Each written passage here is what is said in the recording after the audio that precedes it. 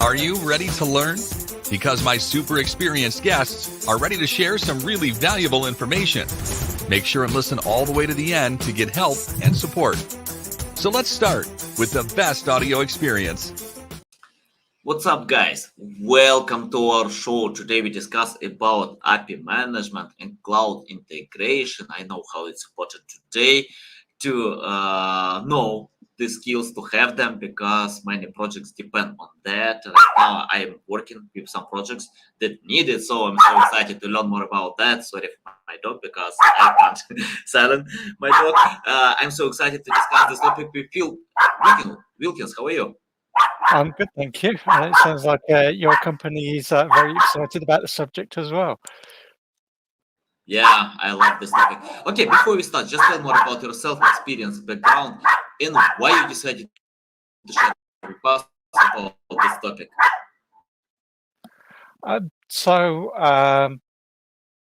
I started nearly 30 years ago, I think, now as a developer. And as times have gone on, we've seen more and more solutions being built from lots of different components. And it becomes very interesting and challenging to understand how those different components come together to give you an end-to-end solution. And lots of businesses these days tend to try and buy solutions rather than build them from the ground up. More and more of the work becomes about just stitching those systems together, and hopefully through the use of APIs. And certainly if you're trying to build custom extensions, then you're looking at middleware technologies quite often to do that, and certainly exposing those extensions with APIs. So that's where I come from, and over the years, and I've worked both in end user organizations and on the consulting side. Nice. Love it. Okay, let's talk about consulting. Can you tell your methods how to consult in the right way? The reason why I'm asking about that, because I often see issue when you are trying to transfer the right data, to tell that it's important to do something, but many customers can't. Many reasons why. So probably they have no time, resources, or anything else. I check out a few studies online that only 40% of all recommendations from consultants are implemented, most of them ignored. So can you tell your methods how to tell your customers that it's important to do it, and any tips how you can provide some, I don't know, like skills, and give them a strong reason to implement? Yeah, so I think the first thing, and probably one of the most important things that we do when we try and engage with a customer, is to actually get past what they think the answer is and get to their underlying problem. Because more often than not, they've come up with what they think the right answer is, and it may well work, but there can be a better answer, or actually sometimes a simpler, more cost-effective answer that will solve their problem here and now.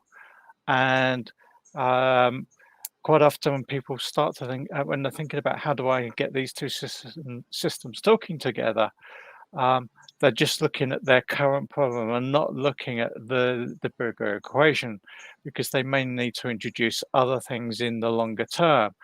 And if you're not looking at the bigger picture, you can end up creating a solution that's fairly short-lived, or it will create restrictions for you as you go forward over time.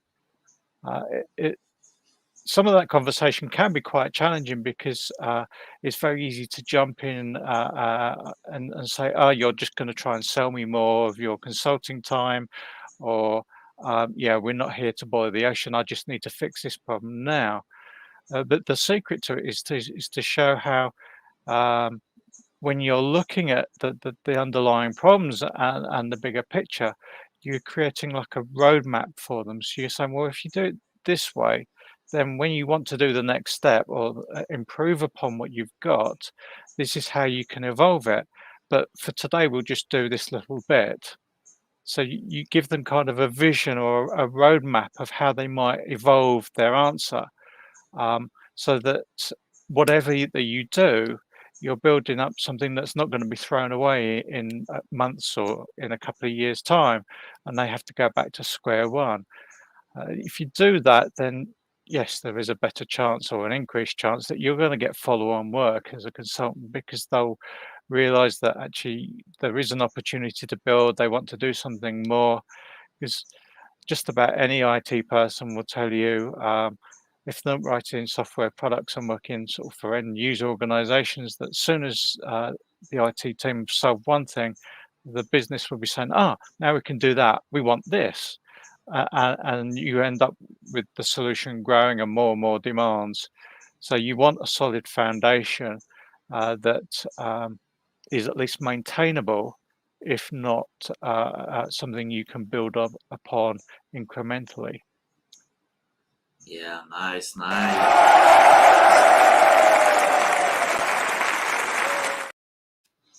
Yeah, love it. By the way, these guys are from North Korea. They don't need any cloud integration because they have no internet. Probably in the future, I hope with my heart that we'll have in the future. So, but let's talk about another part of the world that need cloud integration. Can you tell more about cloud integration? What does it mean? How to which companies need it, and why it's important to use this technology? Like to unite with your existing data. So cloud integration is just a special aspect of normal integration needs. The one difference is that in the ideal world, you're maximizing the cloud vendor's offering to minimize the amount of work that you need to do. Why go and build things from nothing if they've got the tools there to do it for you? But in addition to that, you are quite often needing to consider the connectivity and data flow between different clouds or cloud and on-premise. And the challenge there is we can connect those systems together. That's not the difficult bit. It's understanding where the costs are going to come. Many providers will give you free data ingress, so it doesn't cost anything to send data to Azure or AWS or Google or Oracle or any of the other hyperscalers. And the challenge is getting that data back out, and that can become very costly. So if you're starting to put all your data into AWS, for example, but you're running a lot of your logic on Azure, all of a sudden you could start incurring a lot of costs just pulling the data back out to use it in your application. So a lot of the integration thinking needs to be about where's this, what we call the center of mass. Where is the actual data going to be used and processed? And then working out where that needs to be made available. And then how does it need to be made available? Because if you're running it over lots of HTTP-based requests, that's lots of little chunks of data, and you don't get the compression efficiencies, but you do get the real-time or near real-time characteristics. So that's more expensive than, say, compressing the data up and shifting it around in bigger blocks. The downside of that, of course, is doing that is slower, and you've got latency in that process. So if you're trying to feed a real-time system, that's just not going to work for you. So there's a lot of thinking about how you're going to distribute that data, how quickly it needs to be distributed, and the cost implications of moving that data around. Yeah, nice, valuable. Okay, let's talk about common mistakes. Can you share list of mistakes that the companies still do when they're trying to integrate cloud or any type of data? Just mistakes and how to find a much better way. So one of the biggest challenges I've come across, and it's often just comes about as a way of how we work, and the day-to-day pressures of delivering solutions. And that's when we define our APIs to control data in and data out. Our APIs, if we're not careful, end up reflecting how we implement the code underneath. And that means that the moment we want to make a change to our actual working code, the APIs get impacted, and that has a real knock-on effect. And it's because we tend to think about how do we build this first rather than how does someone want to consume it first. So it's quite often a good idea when you're doing the APIs to actually not even think about how you're going to implement the back end, but how does someone want to use that data, and try and work from that perspective. People talk about API first, and that certainly helps the process where you're designing the API before you implement anything. But if we're doing API first with half an eye on how we're going to build the back end solution, we're still going to start influencing things. If we're using a relational database model, for example, our objects will start to show those relationships unnecessarily, and so on. So it's really important to try and distance yourself from that and think about just purely the consumption approach to it. Mhm. And the other one is trying to decouple APIs from single use, which is quite often the case when we're building a mobile application. Our APIs will end up reflecting just that mobile application. That limits the Mhm. reuse. So it's worth Mhm. thinking about whether that API might serve multiple consumers, and then you might want two versions of the API, or look at something like GraphQL as a technology, where you can then tailor the request depending on the consumer. Mhm. Yeah, yeah. Okay, let's talk about API management. It's interesting that I have a client that has a problem to manage API from AliExpress. So he has an online shop, and he usually gets commissions from by selling products from AliExpress. And but he has a lot of issues, to integrate all this data, goods, items to his online shop. Can you tell how to find, for example, if you use API from well-known resources, how to find the issue that might stop the process, what kind of problems, anything about that, because he tried to cooperate with a few developers, but he still has this issue. I know it depends, because it probably takes time, to analyze, to learn, to find what's going on. But any tips about that? If you have the problem with API, what to do? So when it comes to developing APIs, one of the important things is to make sure that you cover those error paths. And that's another classic challenge, is we tend to, as developers, think about how things work nicely when everything's going well. So when you're developing it, certainly try and make sure that you cover off and document how you deal with the back end when things aren't happy. If your solution is in front of a database and the database goes down, how are you going to respond?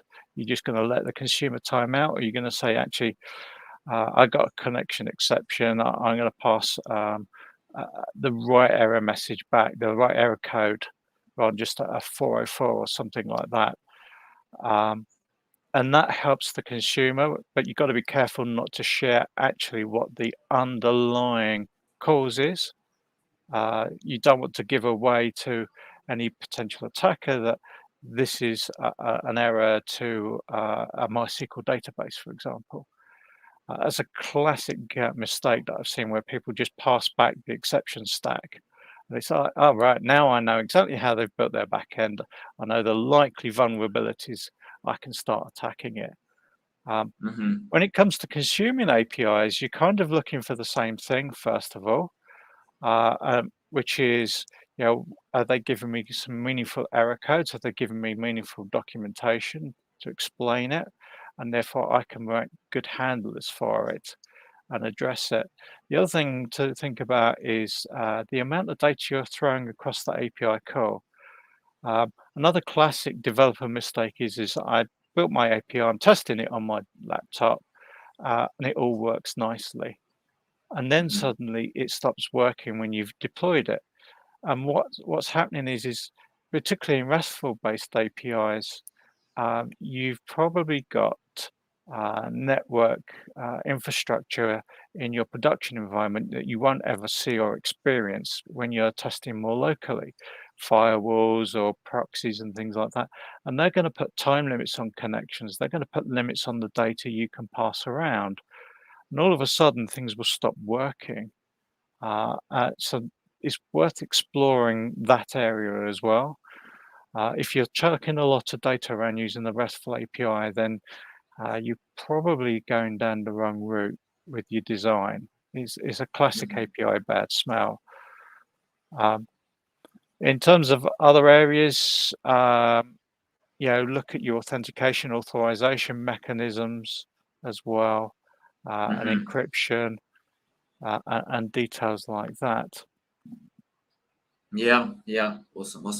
I have the question that it's not related to our main topic because I can see a lot of books on your background. Can you tell your living books how they can help you, in your daily job or in life? Because I love reading books. We chatted a little bit before the podcast, and it's my passion. So, any tips about your living books and your recommendations, what books you can recommend to our audience? Well, I could recommend my books, but setting that aside, so I enjoy looking at books. It's people learn in different ways. I enjoy reading a book and working through them, particularly the books that take the time to explain the underlying ideas, because then I, as an architect, I'll encounter different problems in different places. And if I can relate to the underlying ideas, I can take those ideas and expand or apply them in different contexts. And then I will go back to the book to say, okay, I know I need to use that particular technology that helps in this problem space. But I can't remember precisely what all the mechanisms are, or I want to look at a bit of the code that shows how to use or define, say, a GraphQL schema or a gRPC protobuf specification. So then I go back to the books then and say, right, okay, that's how I did it. And it jogs my memory quite often to do that. So I really enjoy having those books to hand, so I've got those points of reference to go back to. So I quite often have the books both in a PDF or e-reader format and in print. Print's nice just to flick through and leaf through when you're trying to find ideas, particularly patterns books. And then having them on my iPad, it makes life a lot easier because if I'm out and about with a customer, I can quickly dip into one of many hundreds of books and go, aha, that's the little detail that I was trying to remember, and dig it out. So you become a bit of a, in consulting, you often have to be a jack of all trades, as the expression goes, know a bit about everything, and then specialize in one or two areas, and then be able to go and dig into all the other areas, and lean on books to help you. So, lots of books, lots of breadth, and a lot of open source and CNCF based technologies these days is what I'm looking at. My last book was around FluentD, so I've got copies of that lying around, but I have a lot of print copies of patterns books from the Gang of Four all the way through to some of the Martin Fowler signature series books. So Nice. after that, The only other thing I tend to do is I tend to on which publishers I look at. Having written books and worked with publishers, knowing how they work, some publishers have got a higher success rate of writing high quality books than others. Manning, for example, are very good. They don't print as many books, but their process ensures that the books are of quality. That's not to say books with other publishers aren't as good, but sometimes they might have a book that's a lot harder to get the value out of. So, you know, some authors prefer to emphasize on the code rather than the ideas. I prefer the ideas and then the code, and that's how Manning tends to work. So their books work for me really well. Yeah, nice, awesome. Okay, let's get back to the main topic. Can you tell more about life cycle in API management? I asked my audience what kind of questions they have. A few people asked me about life cycle. Can you tell more about that? What kind of life cycle we have? If you have some checklist, will be great. Yeah, so API lifecycle follows the pattern of the design phase. When you create a brand new API for the first time, and you're working with the client, with the consumer ideally. Hopefully, you getting the opportunity to use API first, and you build that initial API. But over time, APIs change. You know, the one true truth is everything changes. So then your life cycle needs to deal with how do I manage that change? And there are a whole bunch of different ways of dealing with API change. There's ideas about non-breaking changes, about API versioning. So how do you then release one version on that may evolve or create a break from your previous one, and the processes by which you then support your consumers to transition from one version to another. So you've got to think about that, not just the version management itself, but how do I keep two versions live at the back end? And how long am I going to keep my old version alive before I reject it, or stop supporting it, deprecate it, to use the common term. And you've got all of that, and then you've got an end of life state as well. So, it's not that dissimilar to an application, but you've got to make sure that the consumers know about those changes. And how long do you warn people so that just yanking the rug out from underneath a consumer by saying, well, we're not doing this anymore, is going to do an enormous amount of damage to your brand. It incurs lots of costs for the consumers because they're changing their code. And even if you're working internally, some organizations that I've worked with, they've had a principle of, once we go live with a particular API,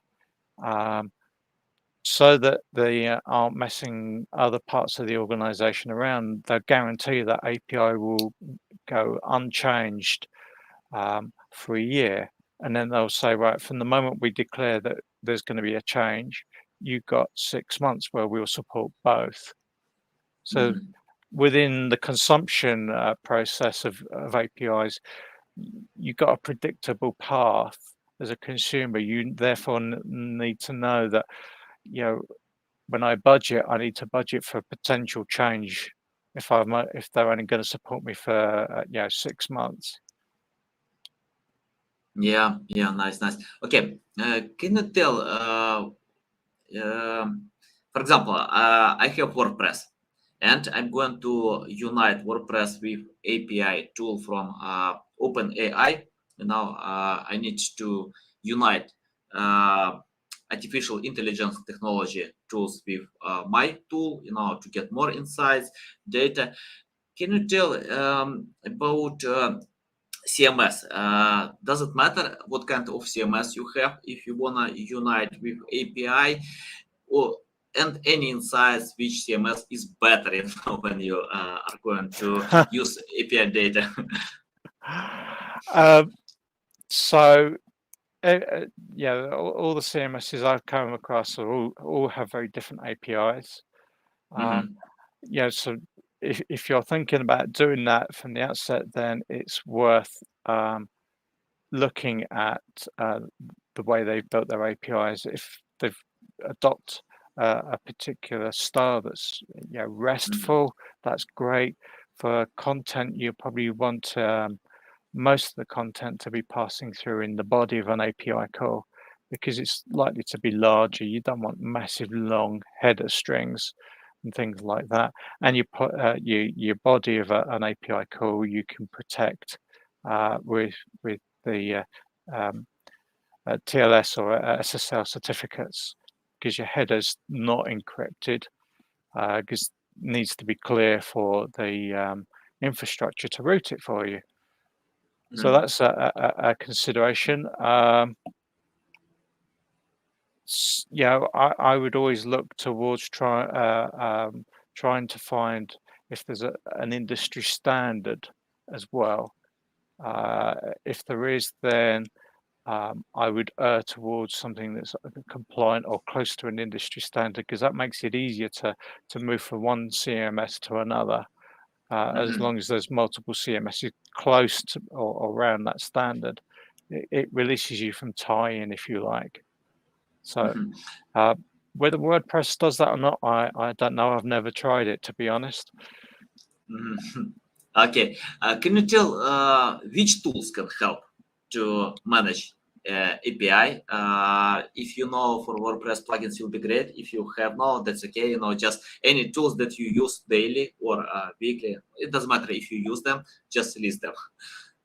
Yeah, in terms of tools for understanding and working with APIs, and particularly on the design end of things, you want a tool ideally that supports Swagger, or what's become the Open API specification.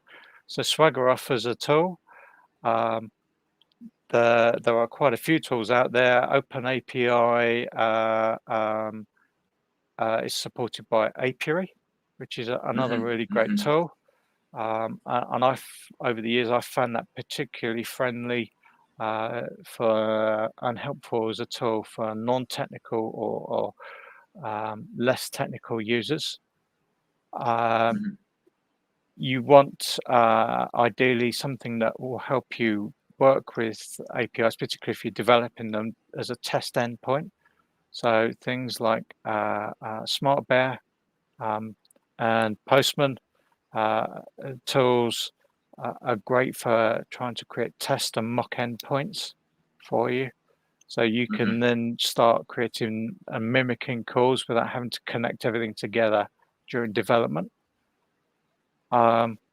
If you're getting into the really nuts and bolts, things like Dread is great, but that's a real developer tool. It helps with unit testing of APIs and things like that. There's other tools out there. You need to think about publishing your documentation. So things like WordPress and any CMS really that makes it easy to publish your API blueprint is brilliant. There's quite a few good tools out there to help with that. And a lot of them are well reviewed and documented on websites like Nordic APIs, which is a site I'd always recommend if people are trying to research tooling and general principles for APIs. Yeah. We have the question from Michael. Are you GNU subscriber or not? Of subscriber to probably to the system. No, I don't know. It's the question. Right. Yeah. Yeah, I subscribe to quite a lot of different channels and news feeds around API. Nordic APIs is probably the first point of contact and the first one I will read. InfoQ and sites like that are all provide good API content as well. Yeah. Okay, let's talk about the future. Can you tell what kind of future will be in cloud integration? Because many things are coming, they change the way how we use them. Now, for example, after new version of AI tools, I found that many people change their minds about using them with this updated version because it saves time, to write text, to generate pictures, many other things. What do you think? What kind of future will be in cloud integration?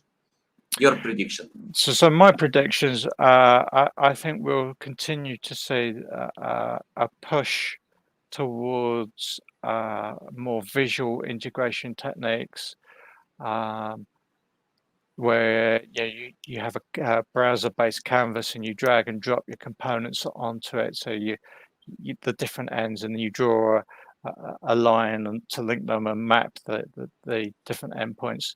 And AI will help with that and get clever at recommending how you can connect different APIs together. I think we'll continue to see building blocks, cloud services making things easier and easier.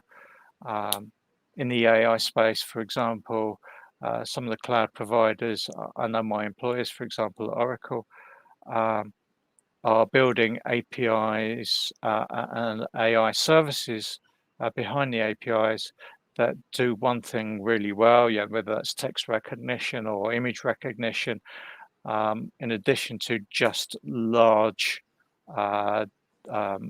machine learning based solutions where you could train the machines to do anything you like. Yeah. So by the way, I teach them how to write text for me. They do provide a good job. yeah. So that's one direction. I think we'll continue to see very technical end of the spectrum move happening as well, where it's a really hardcore developer style activity, and you're getting down into the nitty gritty. The use of gRPC is a good example of that, particularly microservice to microservice style integration and the APIs between your own microservices. That's going to continue to evolve. And the other area that I'm watching with a lot of interest, and it's gaining a lot of traction, it is called async API or asynchronous API. Historically, when we've talked about API, we think about predominantly REST, and if you're old enough, you'd have talked about SOAP and WSDL.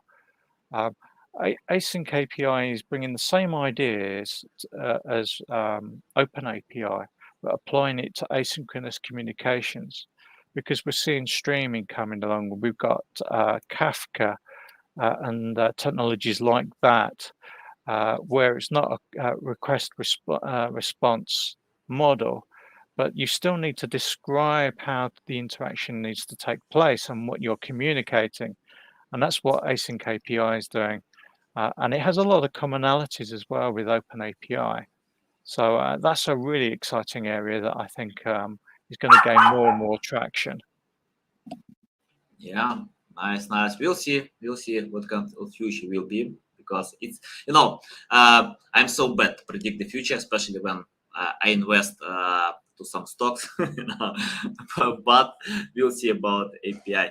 Okay, I have the final question. Let's imagine you started from scratch without any experience, knowledge, skills, just completely from scratch. What will you do today to learn more about API management and cloud integration? So there's a couple of particularly good books I'd recommend reading, and I've got a blog post actually, because I was asked that not so long ago, what would I recommend for someone starting out? So there are a couple of really good books out there that will get you started. On the more integration side of things, I'd go and read some of the classic reference books. the Hope and Wolf book, which is part of the Martin Fowler series of books, is a brilliant place to start. It explains a lot of the ideas for classic integration, which will work anywhere. And that's really, really useful. And that will get you going. And then, if you're working in a more contemporary style, I would look at how microservices are being integrated now. The book microservices patterns on the Manning series by Chris Richardson is a brilliant guide into building integration techniques for the more microservice way. And then I'd just start slowly, just do very simple integrations and try them out and look at how using APIs can abstract things. So you can write your consumer and your client. And if you're familiar with more than one language, write each end in different languages. That's how we are today, polyglot, and it will really help you reinforce thinking around APIs, because you're having to do the consumer and the provider and using different techniques and different libraries, and that'll help reinforce that mindset of don't think about the implementation. Yeah, nice, valuable. It's a big pleasure to get on my show, Phil. Yeah, a lot of great insights. Tell our audience how they can reach out to you, learn more about you, follow you. Yeah, sure. So if you want to see what I'm up to and writing about, everything is on my website, which is mp3monster.org. Pretty easy to remember. There isn't huge amounts actually about MP3 these days. It's an old joke. On Twitter, I am MP3 Monster. My LinkedIn, or in fact, if you can find my website, you'll find all my other profiles. So I'm on LinkedIn as well. If you want to talk to me more formally, then Oracle have Slack channels that I'm on. And you can get to me there and we can talk Oracle Tech more specifically. So Nice. Guys, you can find all these links in the description below. Listen us on Apple, Google, Spotify. Thanks again for your time. A big pleasure. I love all your insights. My dogs are loving as well. You can hear them. Michael, it's a big pleasure that you shared all your comments. Valuable. I sent Michael a connection request on LinkedIn.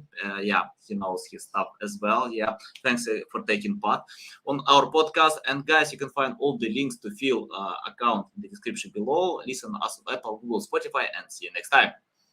Lovely. Thank you. Take care, everybody.